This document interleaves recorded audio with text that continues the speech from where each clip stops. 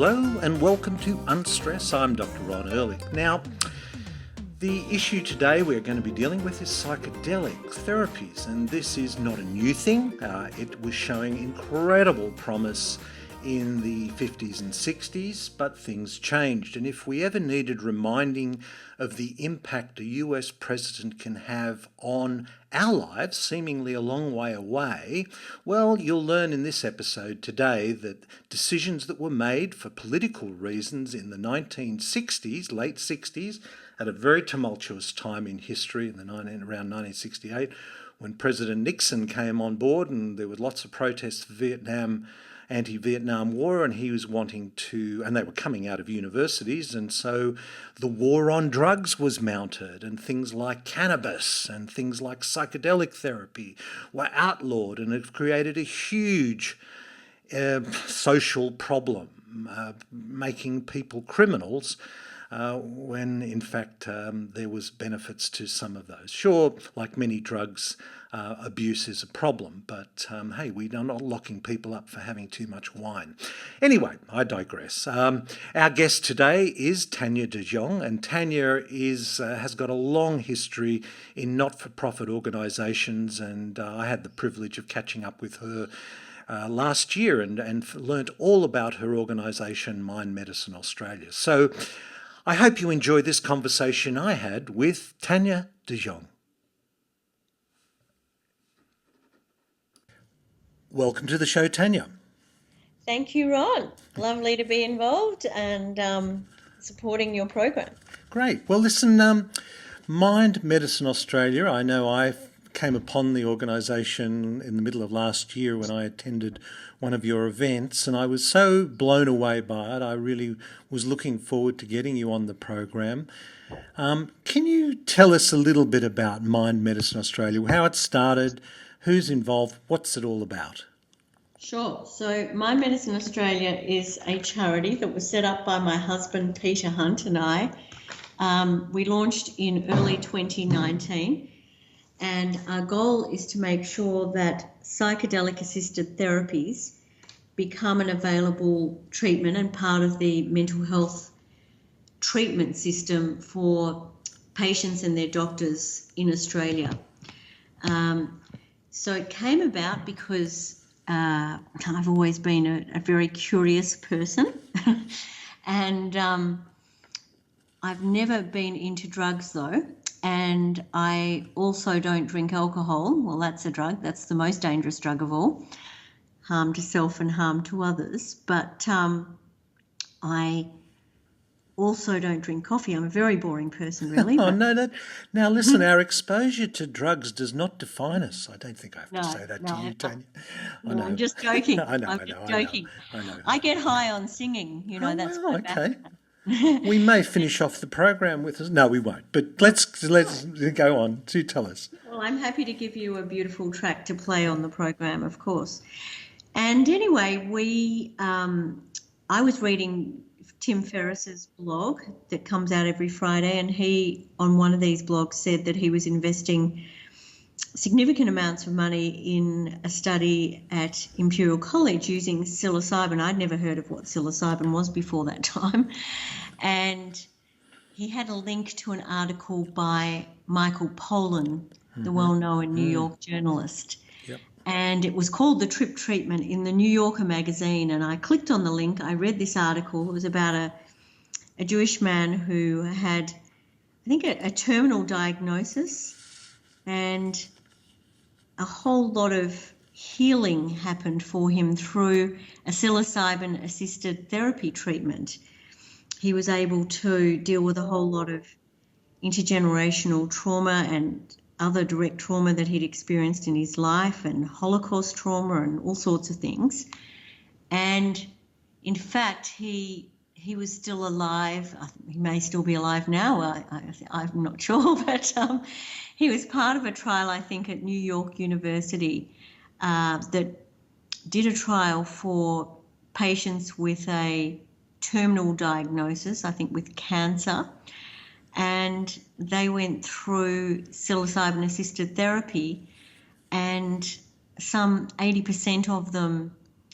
ended up going into complete remission of their anxiety and depression symptoms after these, I think it was 2 sessions, and were able to then see the rest of their lives with great hope and positivity, and also became far more reconciled to the dying process.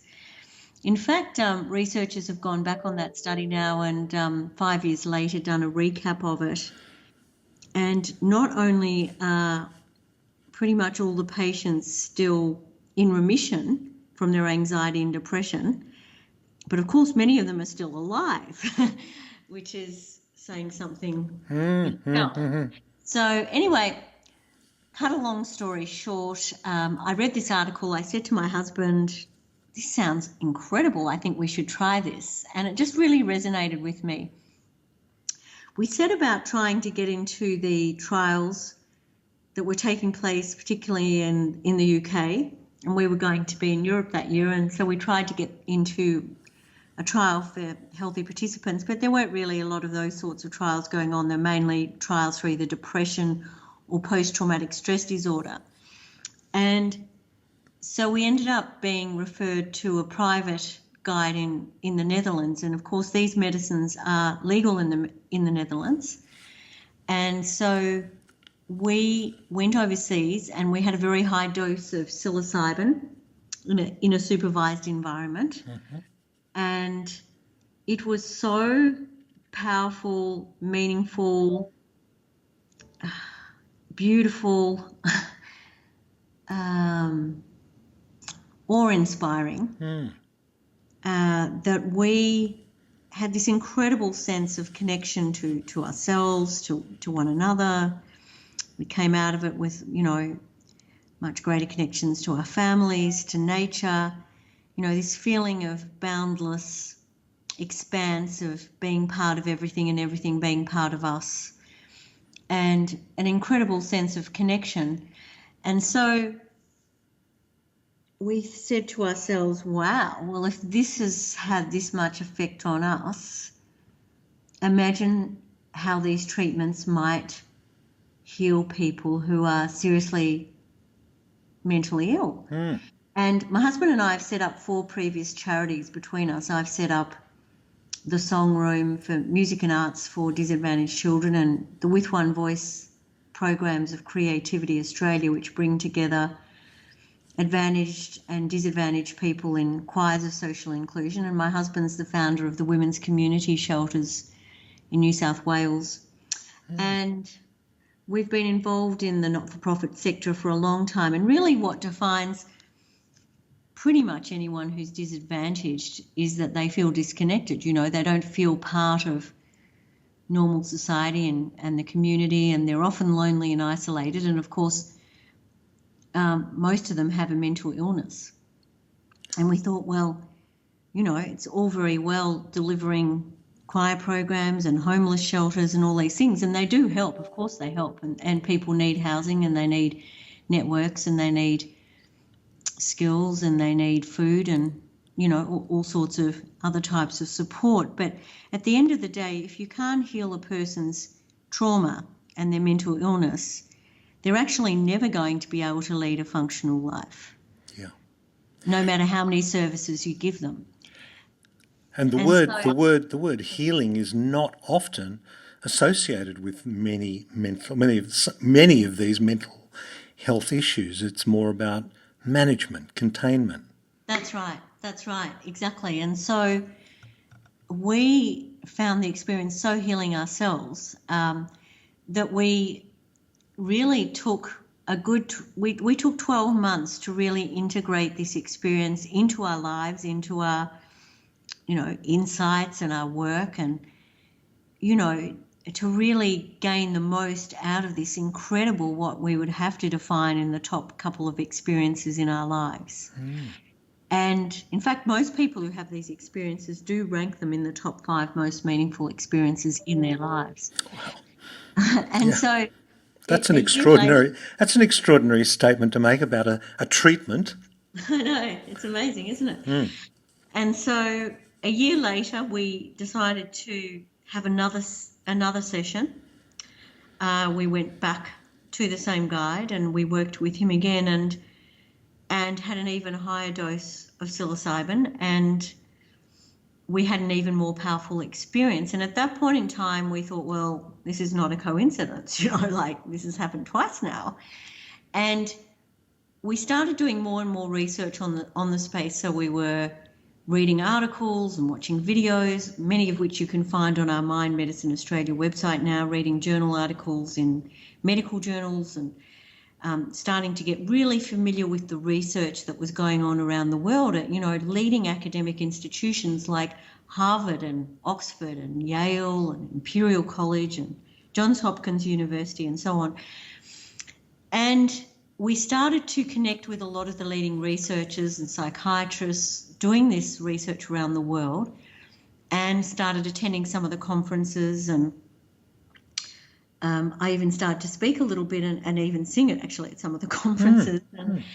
And then what happened was it suddenly came to us that we should start a charity. Now, I have to say at that point in time, we were sort of trying to divest ourselves of, an enormous portfolio of commitments that we both had. So for us to actually start another charity was very significant. And the only thing that would have made us do that was something that would so shift the paradigm for the community, for people who were suffering with some kind of disadvantage and mental illness. We thought if these medicines became available and accessible to the millions of people just in Australia alone, let alone globally, hundreds of millions of people who are suffering with intractable mental illnesses and cannot get better in the main through current existing treatments, antidepressants and psychotherapy only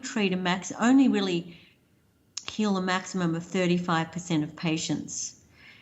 The rest of the patients might have some improvement, but they don't have complete healing, as you put it before. They may have, a slight uplift in their mood, but if they stop the antidepressants, they might relapse. Often antidepressants stop working for people. Of course, they have a lot of side effects. They're hard to withdraw from. And so we decided that the best thing that we could do would be to start a charity that would make sure that Australia could catch up with the rest of the world in this space to make these medicines available to doctors and their patients in Australia, and to heal the immense suffering that people are experiencing, and to really help to manage our mental health crisis, which is just, even before the COVID crisis and the bushfires, 1 in 5 of us had a mental illness. 1 in 8 of us were on antidepressants, with 1 in 4 older adults, an incredible 1 in 2 older women on antidepressants. An average of 8 people were taking their lives each day in Australia, and an estimated 1 in 2 of us are predicted to suffer a serious mental illness in our lifetime. And these figures are set to increase by 20 to 30% now, according to experts, on the back of this pandemic. So we have a serious issue, and we're not able, as a community, and our wonderful medical professionals cannot treat patients adequately. So we hear from a lot of psychiatrists who naturally get, a lot of the hard to treat cases, and they might say to us, 20 people might come into their rooms, and at the end of 2 years, only 1 of those might be healed. A number of others will have either dropped out or they're just stuck in the system and not getting better. So at the moment, the medical system doesn't have the innovation and treatments required to heal people of a range of mental illnesses, including anxiety, depression, post-traumatic stress disorder, a number, addictions.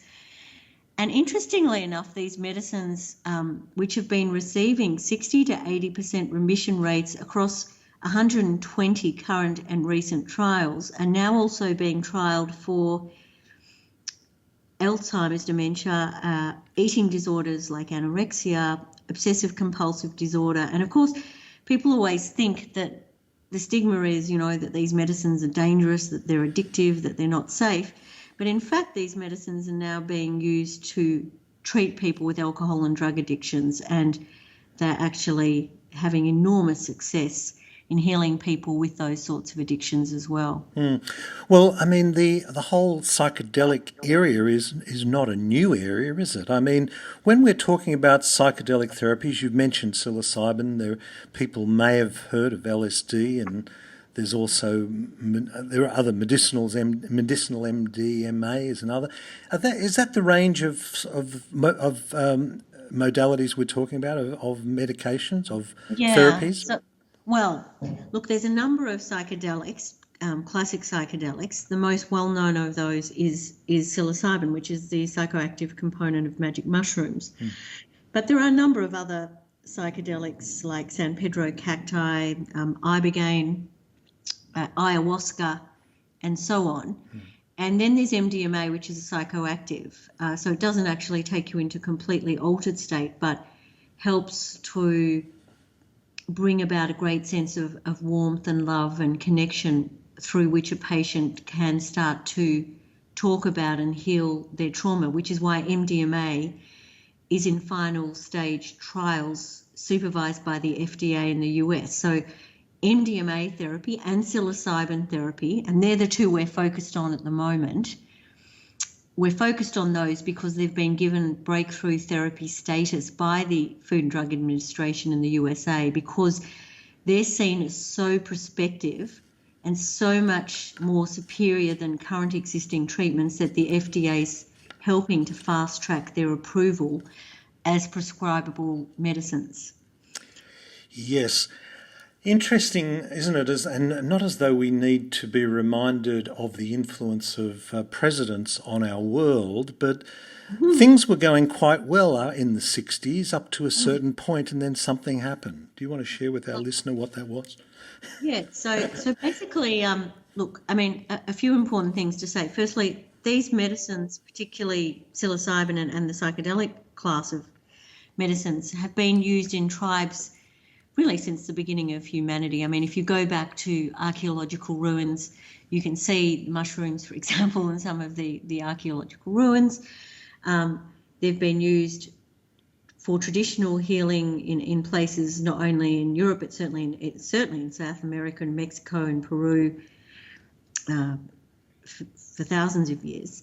And in the 1950s and 60s, psychedelics were considered the next big thing in psychiatry, and they were used successfully to treat over 50,000 patients from a range of conditions, and they were, extraordinary healing took place at that time, and there was an enormous amount of research going on, and an enormous amount of healing was taking place. And then in 1970, Nixon had his war on drugs and decided to make all drugs illegal except for alcohol, which of course has been proven time and time again to be the most dangerous drug for harm to self and harm to others.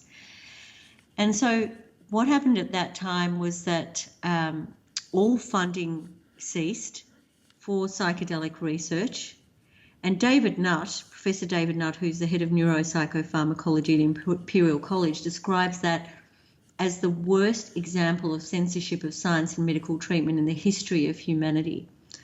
Because for the next, literally, we're at 2020 now, right? So it was exactly 50 years ago. So pretty much since that time, there's been this enormous gap. I mean, there's been SSRIs, which are the typical antidepressants, which we all understand, that they work for some people, but not enough people, and have a lot of side effects.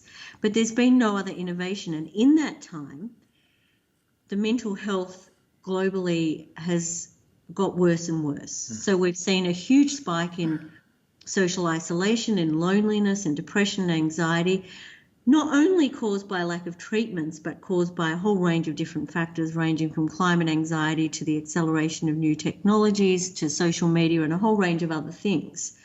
But the fact is that in that time, instead of having this wonderful,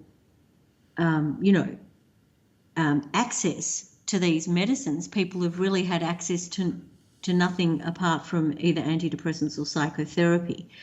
And this has really limited the treatment options for doctors. And of course, it's meant that a lot of people have got very sick and been unable to heal. And many people, of course, very sadly, have taken their lives, and which is why we've seen the suicide rate increasing as well.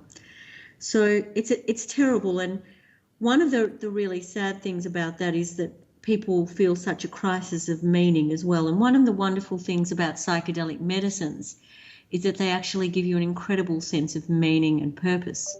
They really help to explain why you exist, and and connect you to everything in the world. And that gives you a great sense of meaning, of being part of something that is wonderful and beautiful, a sense of gratitude.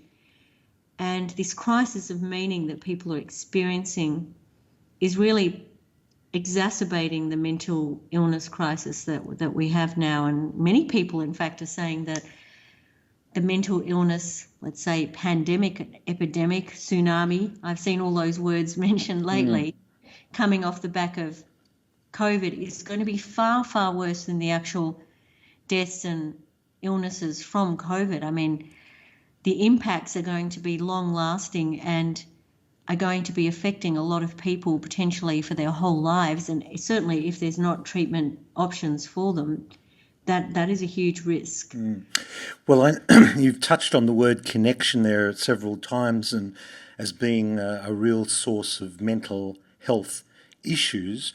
But it's actually in this psychedelic experience that it's the actual connection of the person with themselves that's often the clear breakthrough. And what I found interesting when we talked about this recently was, and we've done quite a few programs on meditation and the power of meditation, and actually from a neurological perspective, there is this thing called the default mode network.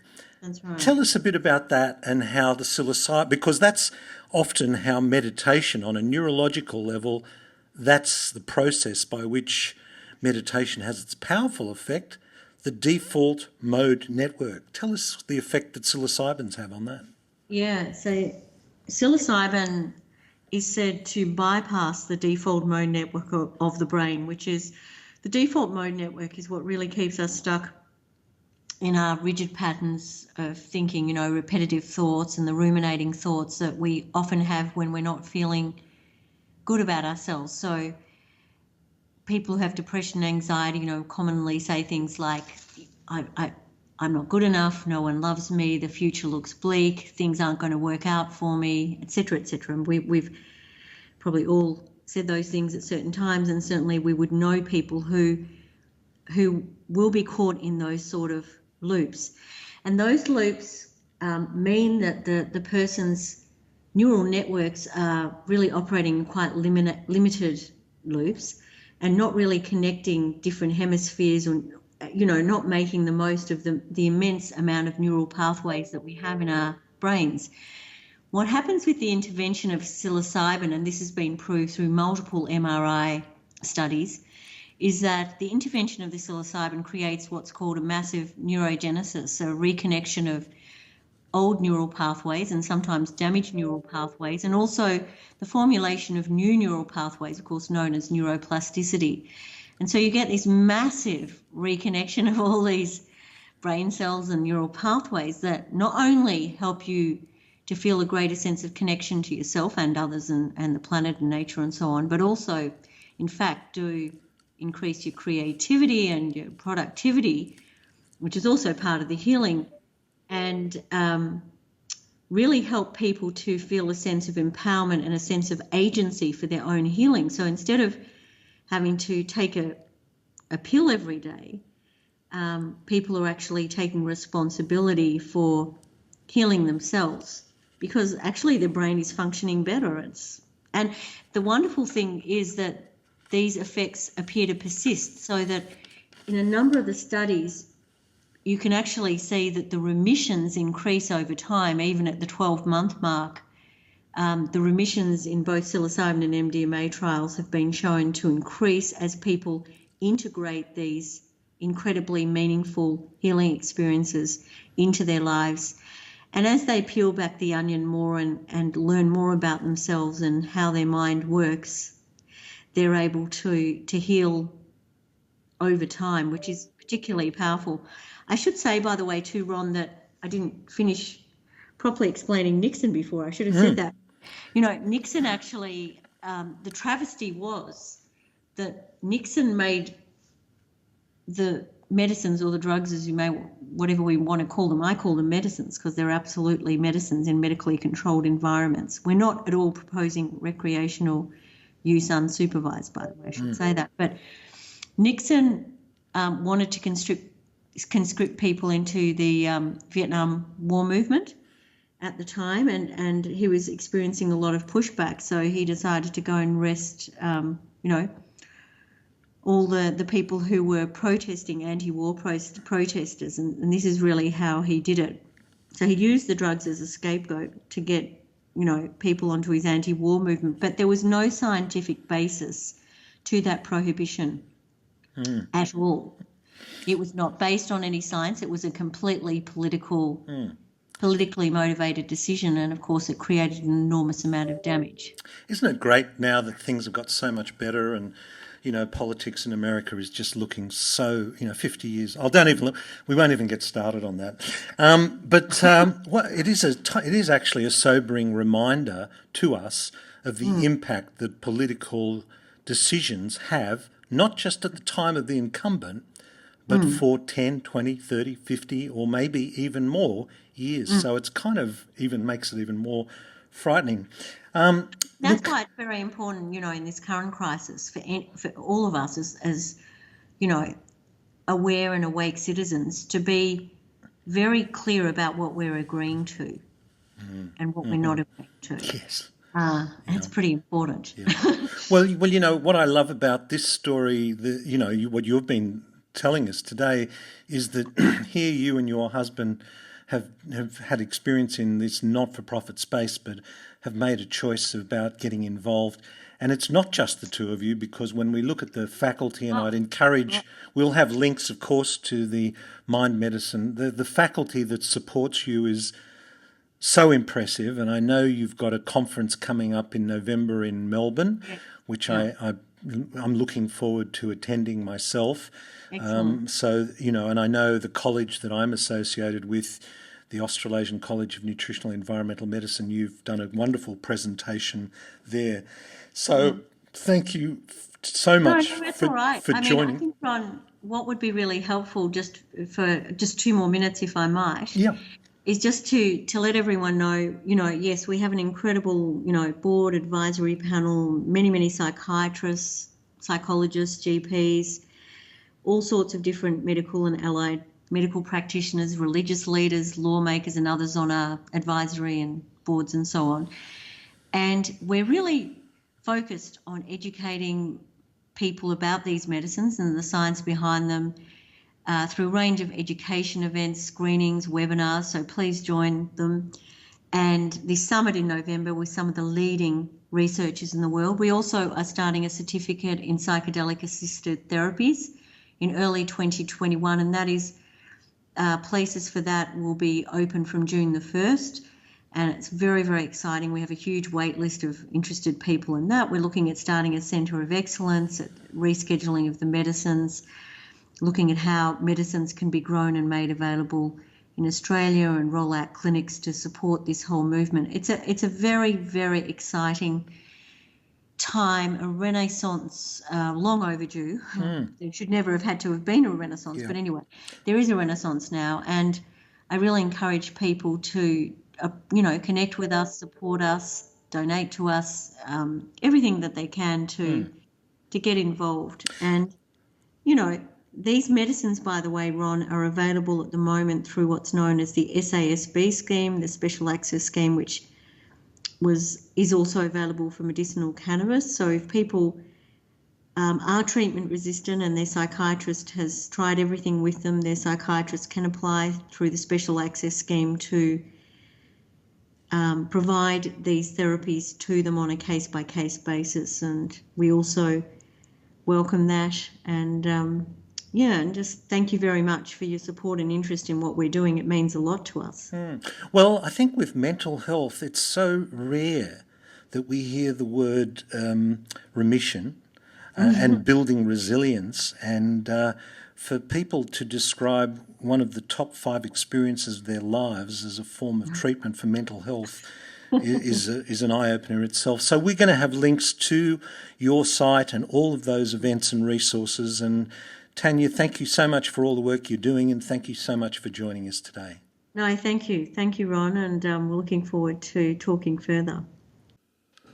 So there it is, a therapy with huge potential, and considering how intractable some of these mental health conditions are, post-traumatic stress, anxiety, depression. And there are many avenues one could explore that through, but this is just such a promising and powerful therapy that is long overdue to re-emerge. And I'm very proud of the fact that the Australasian College of Nutritional and Environmental Medicine, which I've mentioned before, has been running courses on medicinal cannabis, and I'm very keen for us to collaborate more closely as a college with Mind Medicine Australia. And of course the conference that Tanya was referring to in Melbourne in November, well, given how things are going, it's obviously unlikely to be a face-to-face conference, but as we have learnt, online is a great way to access information.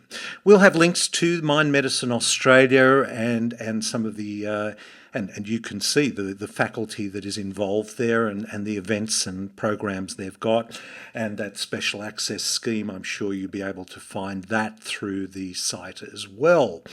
Don't forget to download the app, the Unstress with Dr. Ron Ehrlich app, and we have got some very exciting things coming up, as I keep reminding you. And I also remind you to go and leave a review on iTunes, because apparently the way these things work, the more reviews and positive ones there are, the higher you go up in the ratings. And hey, if you're listening to this, you probably think what we're talking about on this podcast is important, as I do.